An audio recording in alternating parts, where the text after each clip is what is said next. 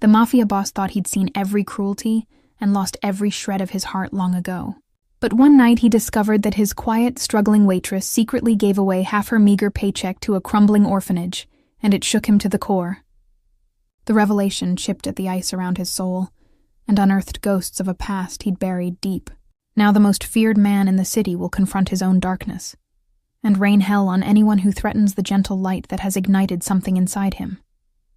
Dante Costa surveyed the dimly lit dining room of La Trattoria Vera, one of the upscale Italian restaurants in his portfolio.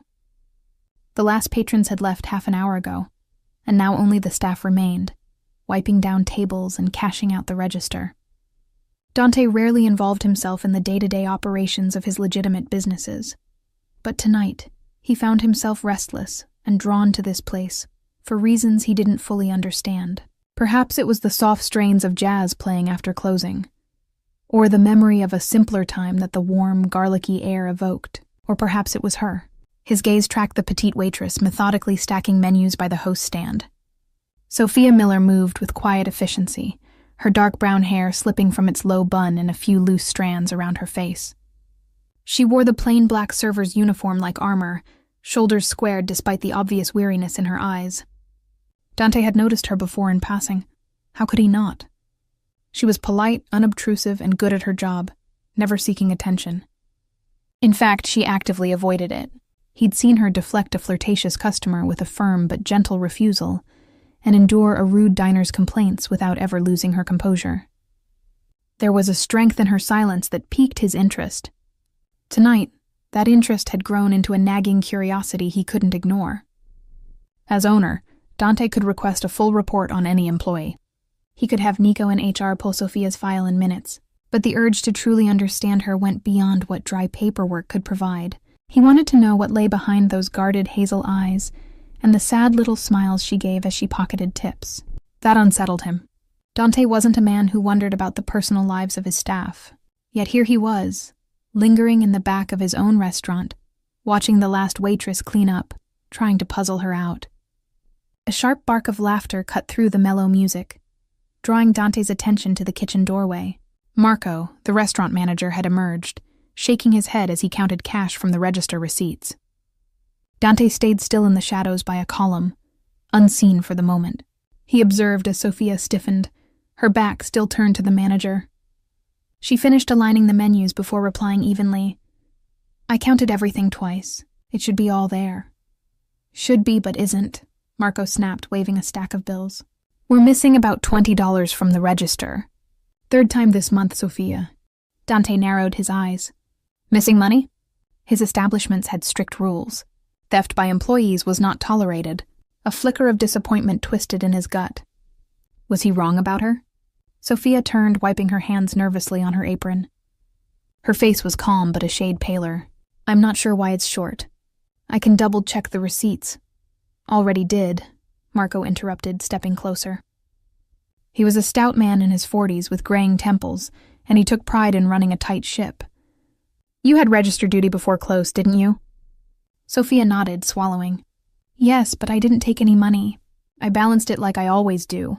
Marco huffed. "Then where's the 20? Customers don't tip with invisible cash. This is coming out of your paycheck if it isn't found." Dante felt a prickle of anger. Marco's accusatory tone was grating. He held back, wanting to see how Sophia responded. Instead of panicking, she drew a slow breath. "If it's truly missing, I'll cover it," she said quietly. "I'll bring 20 from home tomorrow to make it right." She didn't sound guilty, just tired. Dante noted the defeat in her voice, how she acquiesced so quickly to paying from her own pocket. A thief would protest more or spin excuses.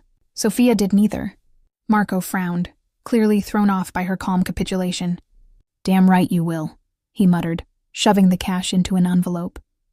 "This is the last straw, Sophia. If the register comes up short again, I'll have to let you go. I don't care how much the customers like you. I can't have an employee I can't trust." Dante's jaw tightened. Something felt off. If she were truly stealing, $20 was a paltry sum to risk her job over, especially repeatedly. If she needed money that badly, he suspected she'd take more at once or find another way. This seemed more like someone overworked or distracted. "Understood," Sophia replied softly.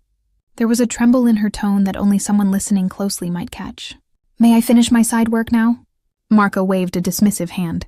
"Just hurry up. I want to lock up in 15. He turned and nearly collided with Dante, who had stepped out of the shadows. Marco's eyes bulged in surprise. "Mr. Costa," he blurted, almost dropping the envelope of cash. Sophia's head jerked toward them. She clearly hadn't realized anyone else was there.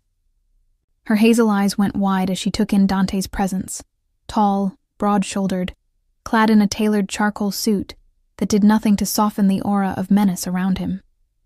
In the low light, his sharp features were all hard angles and shadow. Dante saw recognition flicker on her face.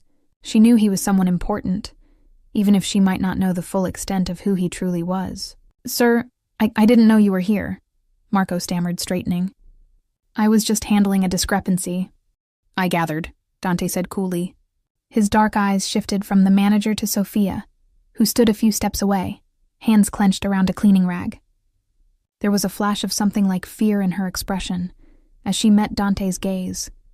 Then she lowered her eyes, shoulders tight with apprehension. Dante addressed Marco evenly. "I'll take it from here. Finish the closing paperwork." Marco glanced between them. "Sir, it's no trouble. I can... now." Dante's voice was soft but carried unquestionable authority. Marco nodded quickly. "Of course, Mr. Costa. I'll, be in the office if you need me." He hurried off to the back, leaving Dante and Sophia alone in the dining area. For a moment, neither spoke. Sophia broke the silence first. "Mr. Costa," she began, her voice respectful but edged with worry. "I'm sorry about the register. I don't know what happened, but I'll replace the money first thing tomorrow. I never meant for it to be a problem." Dante studied her quietly. Up close, he could see the faint shadows under her eyes, the way she held herself so tightly, bracing for the worst. She was afraid he would fire her on the spot, perhaps, or worse. Men in his position carried all sorts of reputations. Maybe she'd heard whispers about him. Most people had, even if they pretended otherwise. "You've worked here 2 years, yes?" he asked, voice level. She nodded uncertainly. "Just about, sir." "In that time, have you ever stolen from me or this restaurant?" The question made her flinch. "No, never." Dante believed her. The truth rang clear in her eyes. "I didn't think so." He slipped his hands into his suit pockets and took a slow step forward. Sophia held her ground, chin lifting almost imperceptibly. There was that quiet strength again. "Marco can be overzealous," Dante said, tone gentler. "If there's an issue with the count, we'll get to the bottom of it. No one's firing anyone tonight." Sophia blinked, visible relief washing over her delicate features. "You're not letting me go?" He almost smiled at how astonished she sounded. "Not over $20, no. Mistakes happen." She let out a breath, nearly a sigh. "Thank you, sir." Dante tilted his head slightly. "I admire integrity in my employees. Offering to cover a shortfall from your own pay." He let the sentence hang, watching her reaction. Her cheeks colored faintly. "It's my responsibility," she said after a moment. "The drawer was under on my watch. Even if I don't know what went wrong, it's only right that I make it right." Such earnestness. It stirred a faint memory in Dante, a time when honor meant something simpler, before his world had become so corrupted. The thought tugged at him briefly. He pushed it aside. "Commendable," he murmured. Another pause fell. The restaurant was nearly silent now, just the faint clink of dishes being washed in the kitchen, and the soft jazz on the speakers. Sophia shifted on her feet. "If there's nothing else, sir, I should finish closing up." He realized she was eager to escape his scrutiny, and he understood. People often felt uneasy in his presence. He was used to that. But with her, he found he didn't want her to fear him. He wanted her to feel safe. The realization was surprising. "Go ahead," he said, stepping back. As she turned to resume wiping down a nearby table, he added, "And Sophia?" She looked back, tucking a loose strand of hair behind her ear. "Yes?" "It's late. You shouldn't walk home alone." He glanced toward the dark windows. The neon sign outside was already off, leaving the street beyond in shadows between sparse pools of lamplight. This neighborhood empties out after midnight. She gave a polite, if cautious, smile. I appreciate the concern, but I'll be fine. My apartment's only a few blocks. I walk it most nights. Dante frowned slightly. A few blocks in this part of the city could be a gauntlet at this hour. At least let one of my drivers take you. Really, it's okay, she insisted gently. I don't want to trouble anyone. He didn't like the idea of her out there alone. But he could see her resolve, fiercely independent this one. Pushing further might only spook her. All right. He relented for now, though the decision sat poorly with him. If that's what you prefer. Thank you, Mr. Costa, she said softly. Dante moved aside as she carried a stack of folded linens to a bin. She smelled faintly of vanilla and coffee, an oddly comforting combination. He watched her disappear into the kitchen to finish her tasks, his mind already turning over the puzzle of the missing $20, and more pressingly, the puzzle of Sophia herself. Trust. Either she didn't trust being alone with him or his people, a wise instinct perhaps, or she was simply used to relying only on herself. Likely both, he decided. He stepped outside into the crisp night air. He motioned to the driver, Tony, who was leaning against the hood of Dante's black Mercedes smoking a cigarette. Tony stubbed it out and straightened at once. Heading home, boss. Not yet, Dante murmured. His breath puffed lightly in the cold as he cast a glance back through the front window of the restaurant. Sophia emerged from the back, shrugging on a thin, worn jacket. Far too light for the chilly November weather, he noted grimly. Tony followed his gaze and lifted an eyebrow in silent question. Dante rarely explained himself, but Tony had been with him long enough to sense when his boss's focus had landed on something, or someone, important. Wait here, Dante ordered. Tony nodded, moving to open the car's rear door automatically. But Dante didn't get in. Instead, he lingered near the restaurant entrance. A moment later, Sophia came out, locking the door behind her. She startled slightly upon seeing Dante still there. Oh, I thought you'd left, she said, pulling her purse strap higher on her shoulder. I'm on my way now, he replied evenly. You're heading home? She bobbed her head and mustered a polite smile. Yes. Good night, Mr. Costa. She began to turn, but Dante took a step forward. Sophia. Her name rolled off his tongue more intimately than he intended. She paused, looking up at him expectantly. He had meant only to urge her one last time to accept a ride, but what came out was different. Where are you really going? Her brow creased. I told you, just home. Dante studied her closely. There, it was again, the slightest hesitation, that guarded flicker in her eyes. Perhaps just home wasn't the whole story. Why would she lie? All right, he said after a beat, not pressing further. Be safe. He retreated to his car, but instead of climbing into the back seat, he slipped into the front passenger side and lowered the window partway. Sophia gave a small wave goodnight and set off down the street at a brisk walk. As soon as she was half a block away, Dante spoke low to Tony. Give her a minute, then follow. Lights off. Tony's eyes flicked to the slim figure retreating into the darkness, then back to Dante. He knew better than to question. Yes, boss. In one smooth motion, he slid behind the wheel. Dante stayed low in his seat as Tony eased the Mercedes away from the curb, headlights off, trailing Sophia from a discreet distance.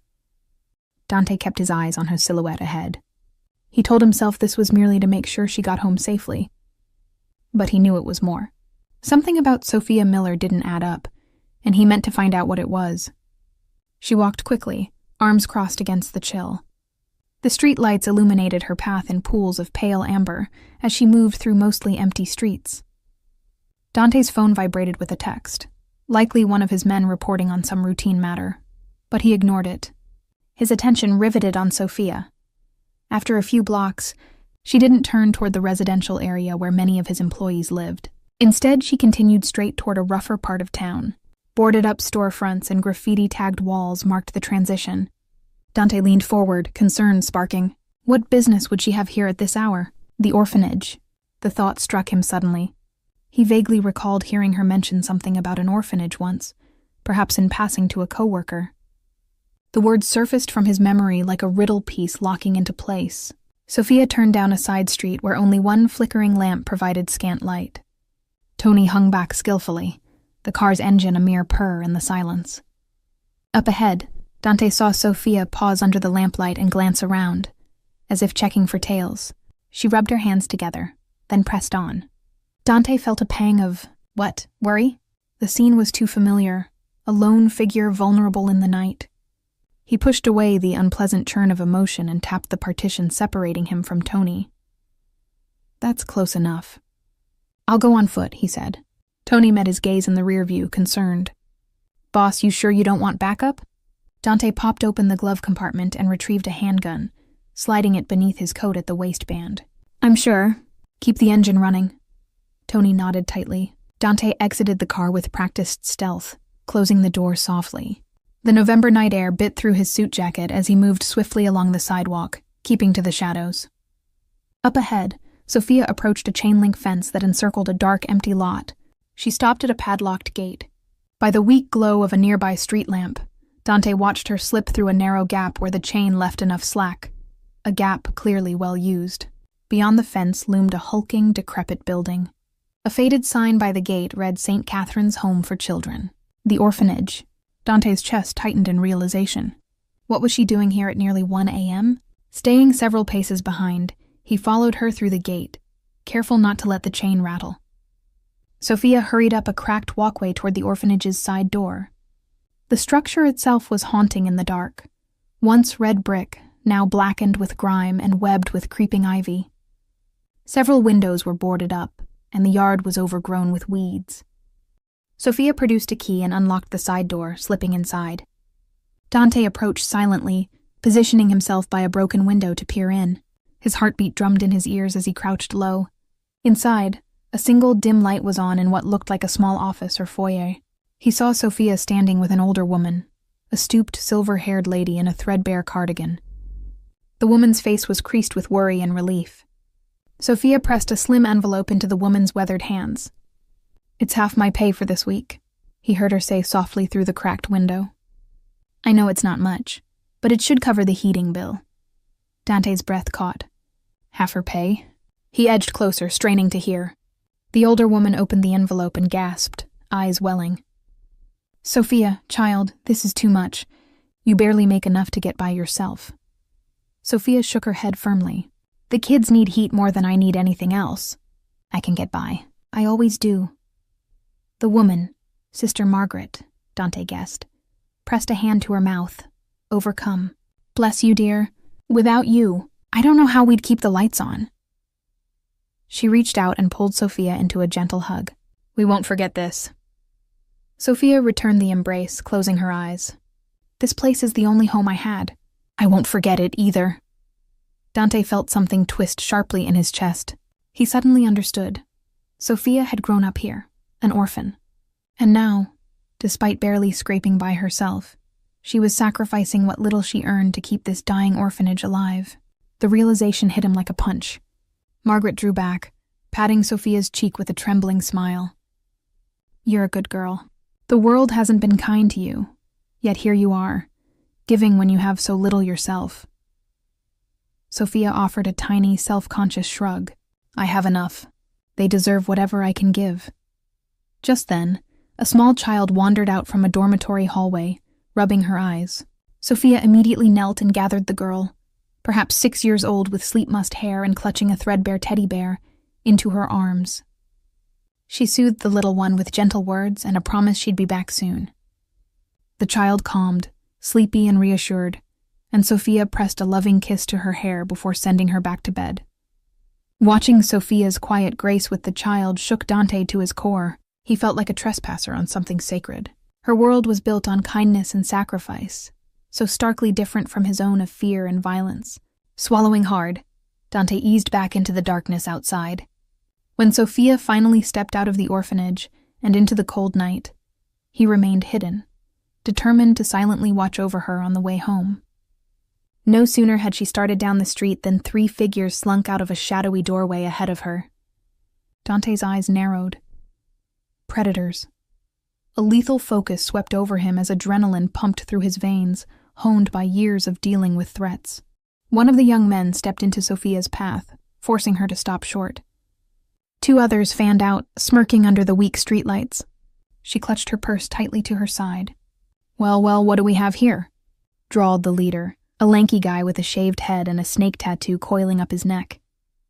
He looked Sophia up and down with a leering grin. "Out for a stroll all alone, pretty lady?"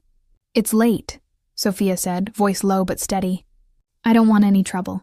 I'm just trying to get home." The second thug, shorter and jittery, chuckled as he circled to her other side. "No trouble at all," he sneered. "Maybe you could spare some cash for a nightcap for us, huh?" He nodded at her purse. Sophia backed up a step, heart thudding visibly at her throat. The third, a beefy teen with a gold tooth, licked his lips. "We'll even walk you home after," he added, eliciting a snicker from the others. Dante's blood boiled. He'd hoped to avoid revealing himself to her like this, but he would not stand by and let these vermin lay a hand on her. One of them reached out toward Sophia. "Don't touch me," she began, her voice taut with fear beneath the bravado. She didn't have to scream. Dante moved with lethal speed. In the blink of an eye, one thug was on his knees howling in pain. A second's knife was knocked to the ground as he crumpled, and the third bolted in terror down the street. In seconds it was over. The 3 punks stumbled and ran off into the night, dragging their injured companions and peppering the darkness with curses and pained groans that soon faded. Dante stood in their wake, chest heaving with quiet fury. He turned to Sophia, dread pooling in his gut. How would she react? He had let slip the wolf behind his civilized mask. Sophia pressed back against the brick wall, eyes huge in the dimness. She knew it was him. He was close enough now for her to recognize his face. She was trembling, from adrenaline or fear or both. You followed me?" she asked, voice unsteady. Dante couldn't quite read her tone. Shock, confusion, a hint of fright. He kept his hands loose at his sides, non-threatening. "I was concerned," he said quietly. "This isn't a safe area. You said you'd be fine, but clearly—" He gestured vaguely toward the direction the attackers had fled. Sophia glanced down the street, then back at him. Her arms were wrapped around herself. "How much did you see?" she whispered. He inclined his head, honesty the only option. "Enough." She closed her eyes, a mixture of embarrassment and resignation crossing her features. I didn't want anyone from work to know." "Why not?" Her eyes opened, suddenly flashing. "Because it's none of their business." "None of yours either, Mr. Costa." Her defensiveness couldn't hide the quaver in her voice. She was afraid he might belittle what she'd been doing. Or worse, put a stop to it. Dante's expression softened. "You're right. It's not my business." He paused, choosing his words carefully. "But I made it mine when I saw one of my employees slipping off into a dangerous part of town late at night. I had to make sure you were okay." She looked away, uncertainty in the set of her jaw. "So now you know," she murmured. "I help out the orphanage when I can. Go ahead and think it's foolish." "Foolish?" he echoed, almost incredulous. "Hardly." That made her look up. She searched his face. "Then, what do you think?" Dante took a slow step closer. Her back was still against the wall, but she didn't shrink from him. "I think," he said, voice low, "that you're doing something incredibly selfless and dangerous coming out here alone. You shouldn't have to do it by yourself." Sophia blinked rapidly. He saw tears glint before she hurriedly wiped them away with the back of her hand. "If I don't, who will?" she whispered. The simple, despairing truth of those words hit Dante like a knife. He had resources beyond measure, an army of men at his beck and call, and yet he'd been oblivious to suffering like this in his own city. What was $20 from a till compared to the sacrifice this girl made every week without any expectation of reward? His voice came out rougher than he intended. "You shouldn't have to carry that burden alone." Sophia bit her lip. The city has its priorities, she said bitterly.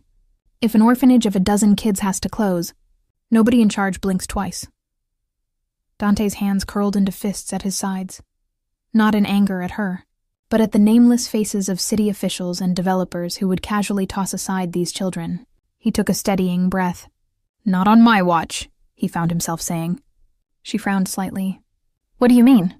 Before he could answer, she swayed on her feet. The adrenaline crash and exhaustion were catching up to her. Dante instinctively reached out. You're in shock, he said gently. Let me take you home. Sophia opened her mouth to protest, but the fight had drained out of her. After a beat, she nodded. Good. He stepped closer, and in a gesture that surprised them both, draped his coat over her shoulders. The thick wool practically swallowed her, but she drew it around herself with a small murmur of thanks. Dante guided her toward where Tony idled in the Mercedes a short distance down the street. When Tony saw Dante emerging from the shadows with Sophia at his side, he snapped to attention, opening the back door. Sophia hesitated only a moment before allowing Dante to help her inside. He slid in beside her, and Tony pulled away, this time with headlights on. In the quiet cocoon of the car, Sophia stared at her hands, presumably still processing the night's events. Dante could see a faint bruise forming on her temple, where one of the thugs might have grabbed her earlier. Rage simmered again at the thought. After a minute of silence, he asked softly, Are you all right? She exhaled slowly. I will be. Thanks to you. The sincerity in her tone tugged at something in him. He had heard gratitude plenty of times before. Forced, perfunctory thanks from those who feared him or owed him. This was different. You're safe now, he said, as if stating a fact he was determined to keep true. He then added almost awkwardly, I'm sorry I invaded your privacy. Following you. Sophia shook her head. You saved me. I can't really be angry about that. She managed a tiny, tired smile. Even if you did scare me half to death in the process. A wry huff escaped him, half a chuckle. Understandable. She glanced at him sidelong. I suppose I should be thanking you, not giving you attitude. Dante gave a faint smile. I've had worse responses to my help. Her lips curved just a little. Silence fell again, but it was warmer now. Soon the Mercedes rolled to a stop in front of a narrow, run-down apartment building. Sophia's home, presumably. Tony discreetly remained in the driver's seat, engine idling. Before Sophia could slip out of the coat and exit, Dante held out a hand. Wait! She looked at him, brow raised in question. Dante cleared his throat. He was suddenly uncertain how to say what he needed to. Finally, he settled on, I'd like to discuss all of this, the orphanage, and how I can help. Sophia's eyes widened. Mr. Costa, you don't have to— I know I don't have to, he interrupted gently. I want to. She stared at him for a long moment, as if trying to read behind his dark eyes. Evidently, she found earnestness there, because her shoulders relaxed a fraction. All right, she said softly. Maybe we can talk later. Dante nodded. Tomorrow. I'll have my driver pick you up after your shift. A beat passed, then Sophia offered the coat back to him. He shook his head. Keep it for now. But it's cold, he insisted. Consider it a loan. She yielded, bundling the expensive coat around herself. Thank you, Dante. He realized it was the first time she'd spoken his first name. It sounded beautiful on her lips. Warmth bloomed in his chest where so often there was only ice. Good night, Sophia. Good night, she replied, hesitating. Then, with a final small smile, she slipped out of the car. Dante watched to make sure she entered her building safely. Only once the lobby door closed behind her did he release the breath he'd been holding. His mind was already racing ahead. Plans, calculations, possibilities. There was much to be done before tomorrow. Home, boss? Tony asked quietly from the front. Dante's gaze lingered a moment on the dimly lit apartment windows where Sophia had disappeared. Yes, he said at last. Home. His voice had an unfamiliar note of optimism.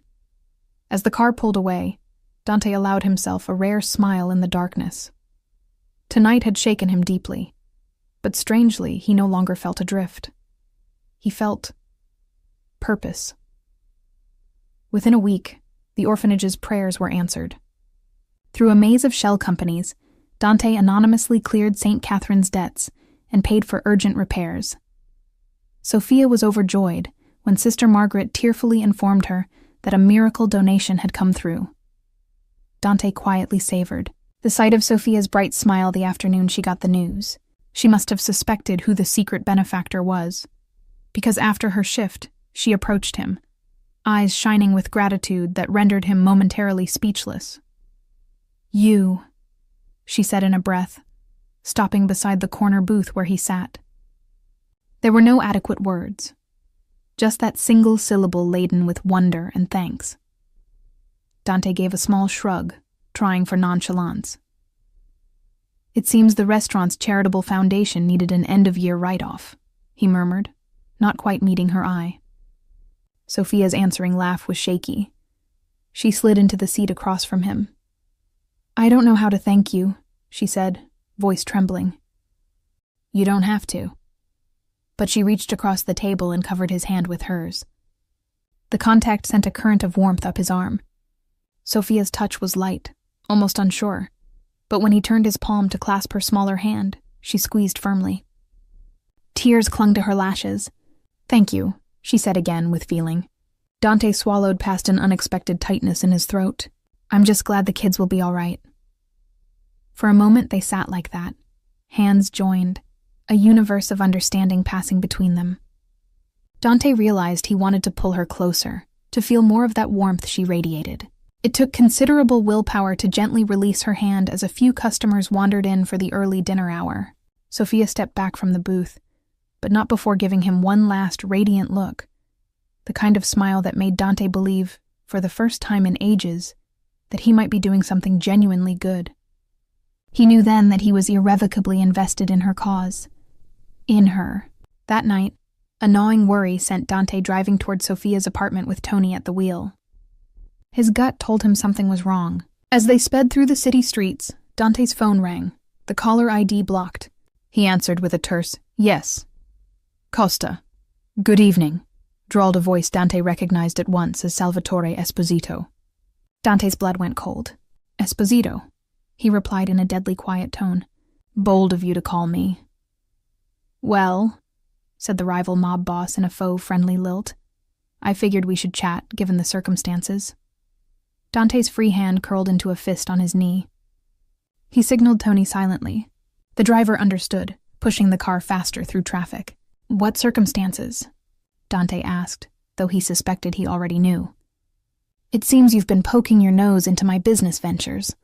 "Not very polite," Esposito tutted. "You snatched up a certain property out from under me." Dante's jaw tightened.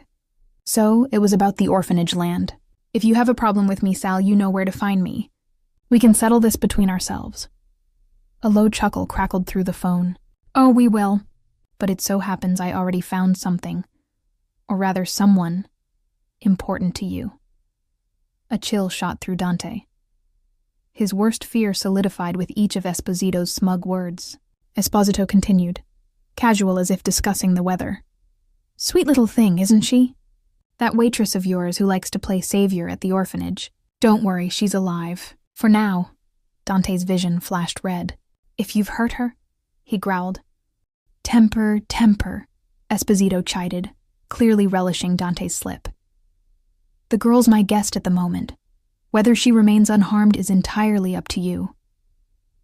Tony's eyes flicked to the rearview mirror, alarmed by the murderous fury twisting Dante's expression. Dante forced steel into his voice. "What do you want?" "Simple. That orphanage property you stole from me? You're going to sign it over, tonight. Then maybe this pretty Sophia goes home safe and sound." Dante's heart slammed against his ribs. Sophia, kidnapped. And because of him. He had thought he was protecting her by handling things quietly, but his interference had put a target on her back. "Where and when?" Dante bit out, keeping his voice cold to mask the turmoil inside. Old Pier 9, at the abandoned steel mill. 1 hour, Esposito purred. Come alone with the deed. No tricks, or the girl dies. And Dante, if I even think you're playing games, you'll be delivering a corpse. The call disconnected. Dante slowly lowered the phone, every muscle in his body taut with barely restrained panic and fury. Tony, he said evenly, though his voice trembled just a hair. Head to Pier 9. Now. Tony's knuckles whitened on the wheel as he swung toward the riverfront.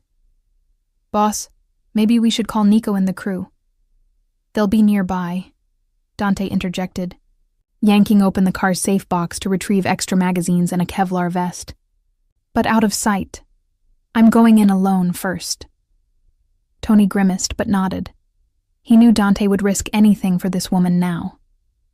As the car raced through the city, Dante assembled everything he needed: the orphanage property deed and transfer, papers, a comm earpiece to signal his men, and enough weaponry to start a small war. His mind churned through strategies, layouts, worst-case scenarios. But one image kept trying to surface. Sophia's face, terrified and at the mercy of that animal. Dante had to clamp down on the surge of terror it brought and replace it with resolve. He would get her back. The Mercedes screeched to a halt a few blocks from Pier 9. Dante could see the hulking silhouette of the abandoned steel mill against the moonlit sky. A few windows glowed with dim light. Esposito's men were already there. Dante turned to Tony. Meet Nico 2 blocks north. Tell him to position our people around the mill quietly. No one moves in until my signal. Tony swallowed, looking as if he wanted to protest. But he simply said, Be careful, boss. Dante nodded once and stepped out into the darkness, briefcase in one hand, a concealed handgun tucked at his back. The cold air smelled of rust and the nearby Hudson. He approached the mill cautiously. 2 of Esposito's thugs emerged from the shadows at the entrance, rifles in hand. They frisked him brusquely, removing his pistol. Dante allowed it, muscles coiled, eyes drinking in every detail inside. They escorted him into a cavernous, empty warehouse. Portable lamps cast harsh white light and long shadows. Dante's gaze immediately found Sophia. She was tied to a metal support pillar at the center of the space, ropes binding her wrists behind the post. A strip of duct tape covered her mouth. Despite a bruise darkening her cheek and fear shining in her eyes, she looked alive, alert even. Relief flooded Dante so powerfully he nearly staggered. Salvatore Esposito stepped forward from beside Sophia, a smug grin on his fleshy face. He was flanked by a half-dozen armed goons. Right on time, he sneered. I knew a man like you wouldn't abandon someone valuable. Sophia made a muffled sound behind the tape, straining a little when Dante's eyes met hers. Dante could see tears of frustration or fear pooling there. Hang on, he tried to tell her silently. I'm here. You have what I want? Esposito demanded, jerking Dante's attention back. His piggy eyes flicked to the briefcase. Dante held it up. The signed deed transfer. Release her and it's yours. Esposito laughed, pulling a knife from his coat. The blade gleamed as he pressed it lightly under Sophia's chin, making her wince. I'll be taking it regardless. But sure, hand it over and I'll consider letting her go. Dante's teeth ground together. He needed her away from that knife and out of the line of fire. His men would be in position by now, waiting for his signal. Likely the sound of gunfire. Slowly, Dante set the briefcase on the concrete floor and nudged it forward with his foot. One of Esposito's goons scooped it up and opened it for his boss. Esposito glanced at the contents and gave a satisfied grunt. Looks in order. He snapped his fingers. One thug stepped behind Sophia and ripped the duct tape off her mouth. Sophia gasped, coughing at the sudden pain. Dante, no! She managed, her voice hoarse. Hush now, Esposito cooed, still holding her by the neck. We'll be done soon. To Dante, he said, Here's the deal. You walk out, I let the girl walk out. You try anything funny. He dragged the flat of the knife across Sophia's cheek in a mock caress. She flinched. Dante saw red. Take the deed and let her go. Now, Dante growled. His eyes never left Sophia's face. Her eyes never left his. Esposito smirked. Toss him over with the others, he barked. Two of his men grabbed the briefcase and retreated a safe distance, examining the papers inside. For a moment, Dante thought Esposito might actually honor his word. The knife moved away from Sofia's throat, but instead of untying her, the man's beefy arm tightened around her neck.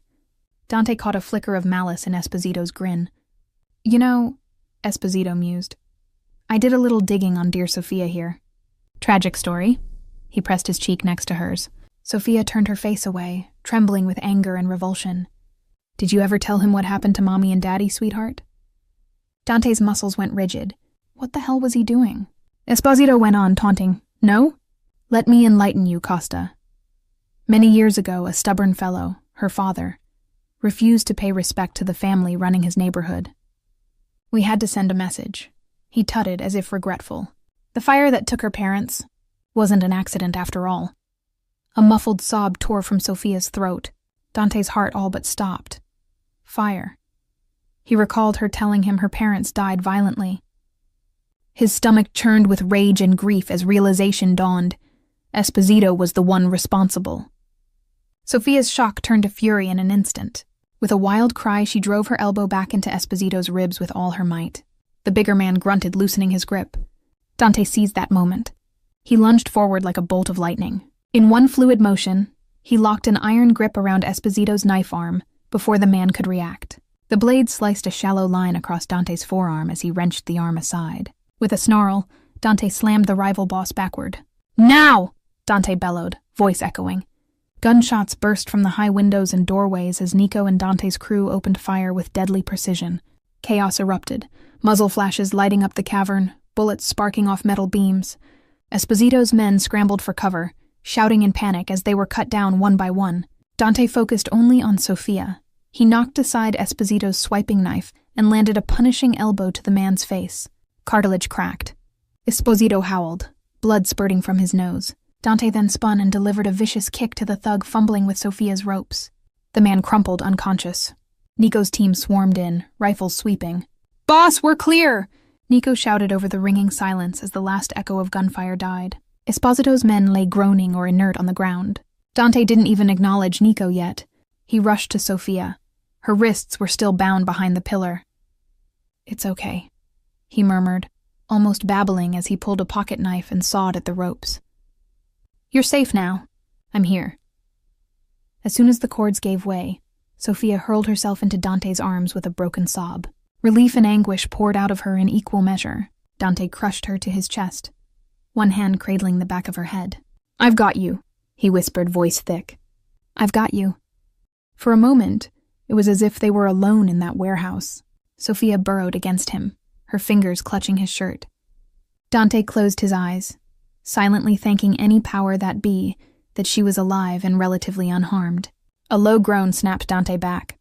Salvatore Esposito was dragging himself toward a dropped pistol with his one uninjured arm. Dante's face went grim. Gently, he eased Sofia back.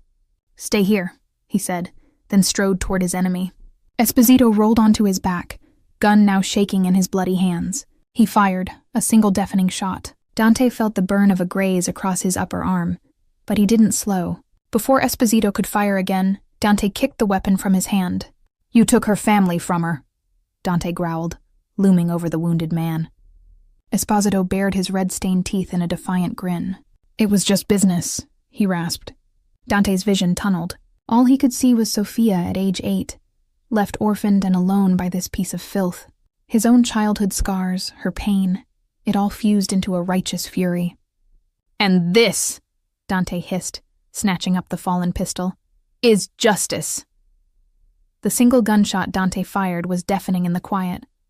Esposito fell back with an ugly gurgle.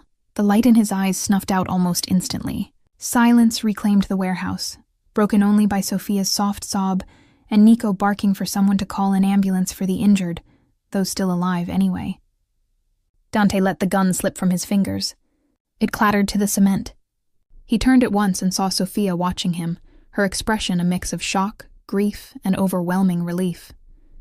The blood splattered across Dante's shirt, and the smoking gun at his feet told the story of what he'd just done. Would she fear him now? Heart pounding, Dante approached her slowly. Sofia, Before he could say more, she bridged the gap between them and flung her arms around his neck. "You came for me," she choked out, voice trembling against his collar. Dante wrapped her up in his embrace, holding her so tight it was hard to tell whose heart was beating faster. "Of course I did," he murmured into her hair. "I'll always come for you." Her answering sob was half laughter. She pulled back just enough to look at him. Tears carved tracks through the grime on her cheeks, but she was smiling. A small, quivering smile of pure gratitude and affection. Dante brushed his thumb gently across her face, wiping away tears. "I'm sorry," he said hoarsely. "I'm sorry I put you in danger.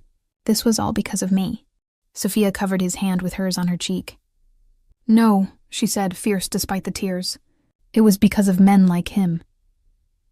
She glanced toward Esposito's lifeless form, a flash of hatred crossing her features, then shuddered and refocused on Dante. Her gaze softened. "You saved me, and the orphanage. I don't know how I can ever repay that." "You owe me nothing," Dante whispered, his throat constricted painfully. "I'm the one who owes you everything." A slight commotion surrounded them as Nico's men finished securing the site, but Dante and Sophia paid it no mind. Carefully, he peeled off his jacket and draped it around Sophia's shoulders once more, noticing with relief that beyond bruises, she seemed unharmed. As he led her out of that place of death and into the cool night, Dante kept an arm firmly around her. Sirens wailed faintly in the distance. Someone must have reported the gunshots. It didn't matter. They were leaving it behind.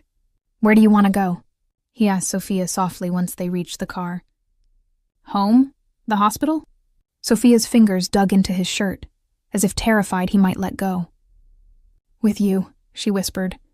"I just want to be with you." Dante closed his eyes briefly, emotion surging in his chest. "Then with me is where you'll be." Later that night, safe in Dante's private penthouse, they tended each other's wounds with gentle care. In the hush of his living room, every touch held unspoken affection. When Sophia finished bandaging Dante's arm and looked up at him, gratitude and longing shone in her hazel eyes. Dante couldn't hold back any longer. He cradled her face and brought his lips to hers in a tender, reverent kiss. Sophia melted against him, returning the kiss with all the emotion she'd kept locked inside. In that quiet moment, the walls around their hearts finally crumbled. Breathless and trembling, they rested their foreheads together. Sophia let out a soft, joyous laugh, and Dante realized he was smiling, truly smiling, for the first time in years. Neither had expected to find love in the midst of danger and darkness, but here in each other's arms it felt destined. Dante held her close that night, silently vowing to protect and cherish this woman who had brought light into his life. And in Sophia's eyes he saw not fear or pain, but hope for both of them. In the aftermath, Dante used his power and wealth to secure St. Catherine's future. The orphanage was repaired and well-funded, and the children never went hungry or cold again. Sister Margaret called Sophia and Dante her guardian angels. Dante gently insisted Sophia take time off from work to recover, even paying her salary while she healed. With her days free, they spent many afternoons at the orphanage together. Dante, once feared, soon became a beloved fixture among the kids. He discovered a quiet joy in reading stories, fixing broken toys, and simply watching Sophia light up around the children. For the first time in years, Dante felt pure, honest happiness. One soft spring evening, as the sun set golden over the city, Dante and Sophia walked hand in hand in the orphanage garden. Laughter from the children echoed behind them. Dante stopped under a blooming oak and turned to her, his dark eyes warm. "You changed my life, Sophia," he murmured. "You brought light into it." He took a steady breath, emotion thick in his voice. "I love you." Tears of joy sprang to her eyes as she smiled up at him. "I love you too, Dante, with all my heart." He drew her into his arms and kissed her tenderly. In that kiss was every promise of hope and healing. They had turned pain into purpose, loneliness into love. At long last, in each other, they had found home.